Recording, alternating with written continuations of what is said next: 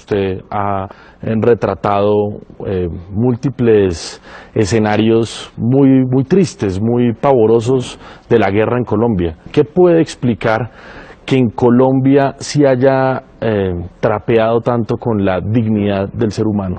Yo creo que eso se lo debemos a la mezquindad con la que la clase política de Colombia ha tratado a su gente, y especialmente a la gente de las regiones y a los campesinos, porque este es un país que todo lo ha estratificado. Este es un país clasista y es un país racista. Se nos olvida que esos que están allá en las montañas y en las veredas son los que producen el alimento, son los que conservan a veces los bosques, y esos mismos fueron los que pusieron los hijos para todos los ejércitos. Esos mismos fueron los que perdieron la tierra, fueron los que perdieron la vida, y por eso yo digo, fueron humillados y fueron ofendidos. En Colombia en los últimos 70 años han sido asesinados cerca de 600.000 colombianos. Las cifras son brutales, la sangría que ha tenido Colombia es brutal.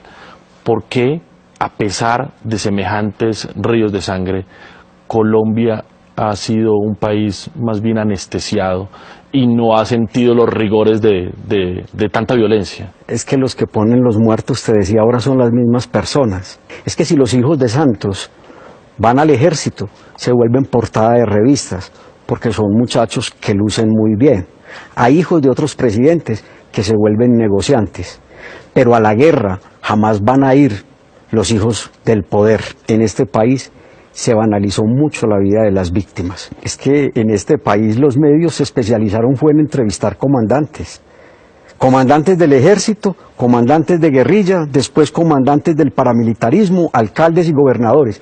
Y mientras tanto, la gente huyendo a través de las montañas, atravesando ríos, las víctimas desoídas. Las víctimas, atravesando ríos, cargando en sus brazos no solamente sus hijos, sino a veces un mico, un cerdo, una gallina. La guerra no tiene rostro de mujer, la guerra no tiene el rostro de esos niños y niñas que huyeron, de esos que resistieron, y es a esos a los que yo aprendí a enfocar, a ver con mi ojo, a ver con mi corazón.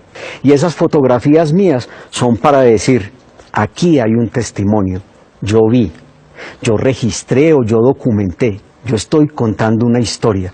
Después no digan que no supieron. ¿Cómo hacemos para reconciliarnos en un país tan, primero lacerado por múltiples actores, pero además por una dirigencia política que se ha acostumbrado a atizar esos odios?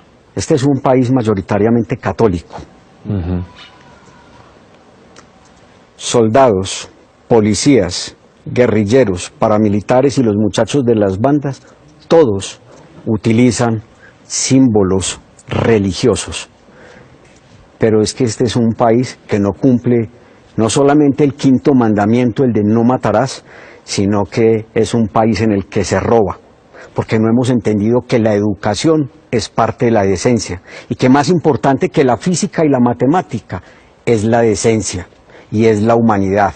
Y cuando te planteo eso, es que no es solamente la clase política. Yo le tendría que decir a los obispos de este país, en Colombia, la misma iglesia no ha trabajado para cohesionarnos en la reconciliación, en el amor y en la paz. Estos días en la exposición fotográfica, una persona con mucha formación entró y empezó a mirar la exposición y se quedó perplejo, y le dijeron que yo era el fotógrafo, y se acerca y me dice, dígame, ¿todo esto es en Colombia o esto es de otros países en guerra? Y le dije, no, esto es solamente de Colombia, y es lo que yo apenas he visto. ¿Qué tiene que pasar en Colombia con las élites, con el poder, con los que toman las decisiones para que este país entienda no solo las cicatrices de la guerra para que no las volvamos a repetir, sino que salgamos de estos remolinos de violencia? Difícil uno con una clase, a veces, o con muchas personas de esa clase dirigente tan acomodada a ganarse la vida sentada y a robarse el presupuesto. A los que no hay que meter a la cárcel, yo los colocaría a prestar un año de servicio social en las comunidades más apartadas de Colombia, a que vayan a sembrar la tierra y entiendan lo que es producir plátano, maíz o yuca en regiones apartadas, a que entiendan lo que es tener un hijo enfermo y no tener un lugar de salud donde los puedan atender. De una forma digna. Sí, de una forma digna, exactamente.